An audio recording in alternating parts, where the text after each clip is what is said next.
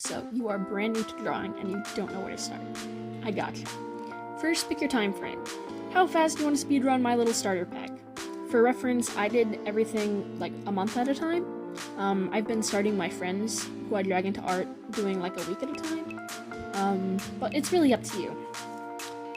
Week 1 or whatever, part 1 is just dabble. Do whatever you want. Doodle, trace things. Get used to using a pencil to do something else other than write. It's gonna look bad, and that's okay. We'll focus on improving later. If you already tried to start drawing, or already know what you want to draw, you could probably skip this if you want, but it's up to you. Part 2 is basics.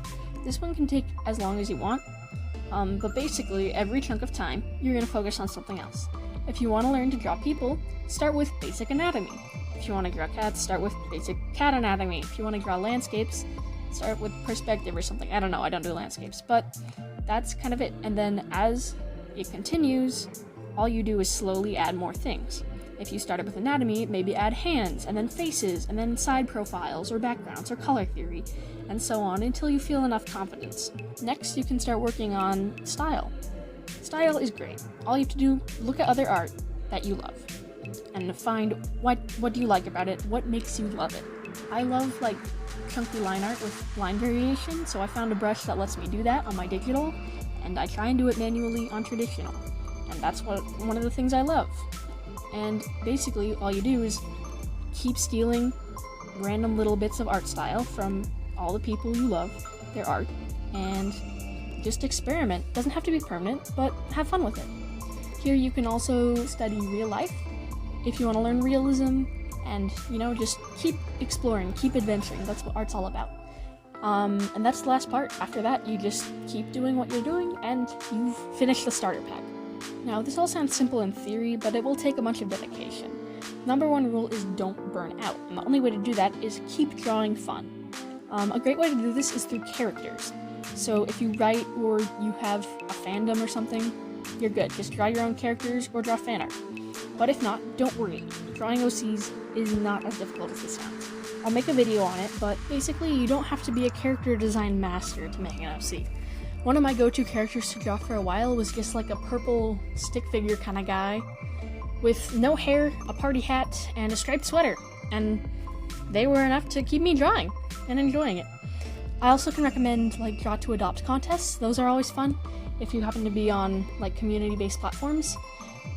But speaking of platforms, another part of trying to avoid burnout is that beginning social media as a beginner artist is kind of not the greatest idea. Community-based platforms for like feedback and support are always great, and then character storage sites are helpful. And they're like fun for like DTA contests and draw my characters and all those things. The only social I'd actually actively recommend is ArtFight. That thing's amazing. If you have OCs, definitely join it, but I'm not your mom, so I don't care. But my personal recommendation is try to avoid social media. Anyhow, back to the training regimen. Just study something is a little confusing, so I'll explain that a bit more in depth. A great place to start is YouTube videos. I learned so much of my art from YouTube videos. There's so many on like any topic you can think of. I don't have very many right now. I might by the time you see this, but there's plenty of great YouTubers. I'll put some of mine that I really like on the screen. YouTube is a great resource.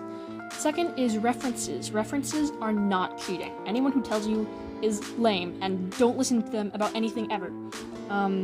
Credit if you trace, and AI references can teach you AI mistakes, so don't use those either. But with that out of the way, references can really help if you use them properly. Basically, all you have to do is think about the shapes, not the lines, and try and think about it 3D. And as long as you're actively thinking about the reference and what it actually is, instead of just mindless copying, you're using it great. And the third resource I'd recommend is Art Friends. If you've got friends in real life who draw, ask them for help and feedback. They will love to help. In my experience, all my art friends are like, let me teach you how to draw. One of the reasons I started getting really good at art is because one of my art friends who dragged me into art in the first place gave me like a weekly training regimen, which is kind of similar to the one I'm recommending here, and that helped so much. If you don't have art friends in real life, community-based sites are great for that. So like, if you're on a character storage site, you could probably just ask someone for help. Or like, I don't know, put it on Reddit or something. But people everywhere will love to help. And if you don't want to ask or put your own art up for it, then those like fixing your art or like roasting your art videos on YouTube, they're entertaining, but they're actually really helpful for pointing out common mistakes for beginners, which will be great because you can avoid those and know how to fix them. And now you know how to get started. I have a lot more videos here on my YouTube, or at least I will one day, and I've got a worksheet linked in the description so you can keep track of your little training regimen. I'm going to make a video about making OCs if you're interested, so don't forget to subscribe for more and like it if this helps.